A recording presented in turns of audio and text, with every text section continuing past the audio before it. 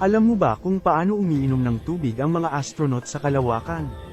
Dahil sa zero gravity na kapaligiran sa kalawakan, lahat ng bagay ay walang timbang sa kalawakan. Imposibleng magbuhos ng tubig ng direkta sa iyong bibig.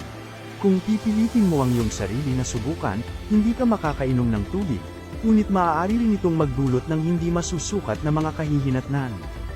Kapag sinubukan mong tanggalin ang takip ng bottled water at inumin ito, ang tubig na lumalaban sa gravity, ay dumiretso sa iyong mukha. Pagkaraan ng ilang sandali, paraming tubig ang tumatakip sa iyong buong mukha, na ginagawang imposible para sa iyo na huminga. Kung hindi mo ito makokontrol agad, malaki ang panganib na mabulunan ka. Kaya, upang panatilihing hydrated ang mga astronaut sa kalawakan, isinilang ang inuming tubig na ito na espesyal na idinisenyo para sa mga astronaut. Kapag kailangan mong uminom, kailangan mong pisilin ang tubig tulad ng toothpaste, at lunukin ito sa isang lagok. Ngunit kung hindi mo ito iinumin agad, ang mga patak ng tubig, ay maaaring makapasok sa mga elektronikong kagamitan. Ang mga kahihinatnan ay maaaring nakapipinsala.